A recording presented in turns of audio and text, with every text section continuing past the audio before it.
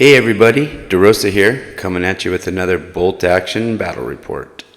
Today's report is Red Sun Rising. It's a 1,200 point match between the U.S. Marine Corps and the Imperial Japanese Forces. Okay, let's check out the forces that make up the Marine Corps platoon.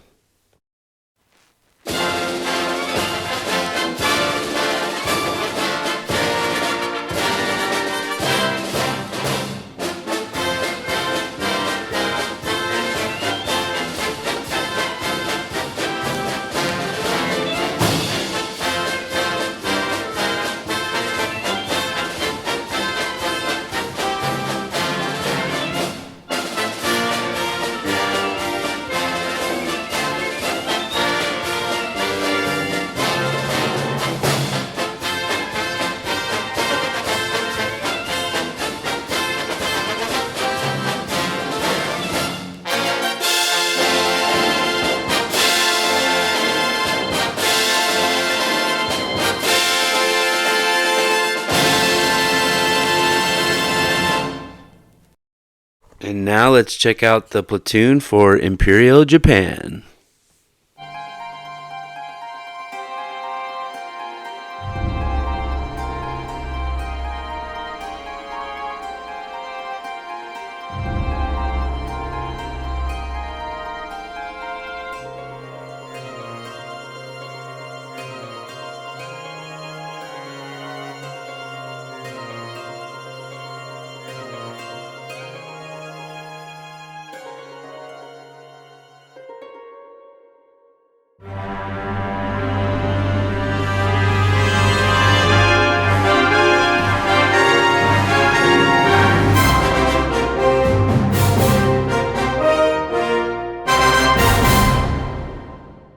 Okay, let's check out the battlefield. We have a stream running down the middle that you could advance through. The Japanese selected side and they chose the far side. And so that set up some problems for the Marines because the building with the water tank had a very limited line of sight, where all the Japanese line of sight was directly towards it. So it just made the American position very untenable. And so let's go ahead and get started into the battle. The American Marines came out aggressive, of course. They took this hill so that they could see the position. They had a sniper in the bush up front. They brought out their artillery piece, and they brought out their other squads. They came out aggressive around the building. One mistake they might have made was they put their spotter all the way to the right, as seen here. And it limited their line of sight. But again, the jungle line of sight was really hampering the Americans. The Japanese anti-tank gun was able to focus down onto the building with the water tank, and it was just not a good position for the Americans. The one benefit the Americans did have was they were able to pin down the Japanese in the pig pen, and they were actually able to take on and bring on their tank in the second round and take out this tankette. So that was good. This is the position that took a lot of fire. It's the field next to the water tank building. Overall, the Japanese were very strong. It's a very difficult, as you can see, the American Marines came out aggressive to the right here, and they took a lot of fire.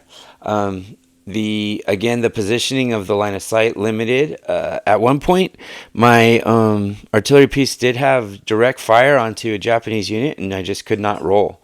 So at the end of the game, the Marines rolls failed them. The Japanese did have a strong push.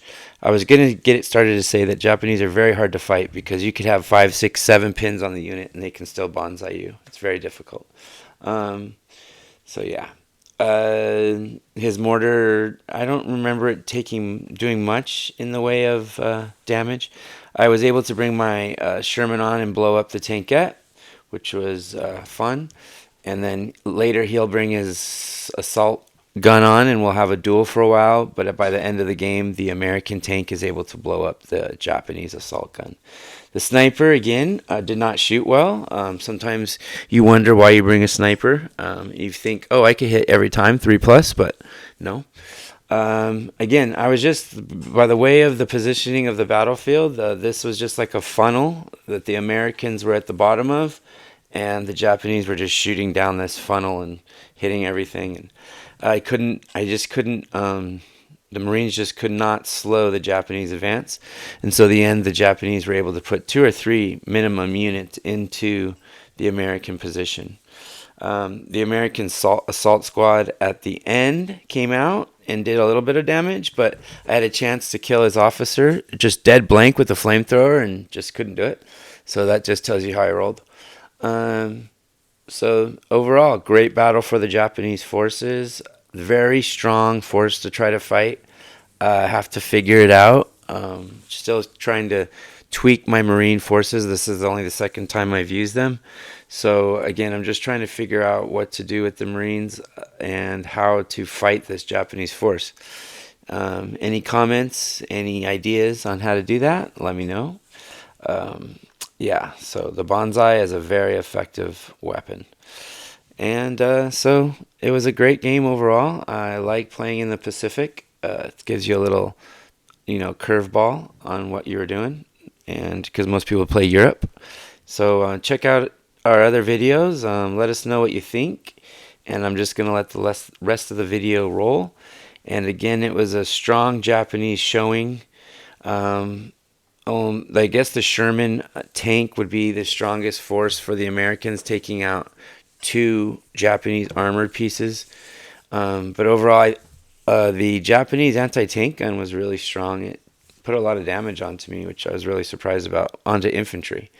And again, in this case, because of the jungle setting and the blocking of line of sight, it was really critical of what side you took. And the Americans, I don't think, set their position correctly with their spotters. So the Japanese, again, kudos to the Japanese general getting his forces into the American deployment zone. One cool thing is the Japanese snuck up next to this water tank building, and the American Marines jumped out and had a little close combat, as you can see here. The American Marines were too scared to get into hand-to-hand, though, because there's just too many Japanese, and so they ended up losing. So the end of the game was anticlimactic with the assault squad coming out and trying to kill that officer, and then his bonsai force just coming at my sniper and killing it finally, and then charging towards my Sherman, and then my Sherman could not stop them from getting into the 12-inch zone. So great victory for Japan. Hopefully the Marines can come back next time. All right, see you at the tables. Let us know what you think.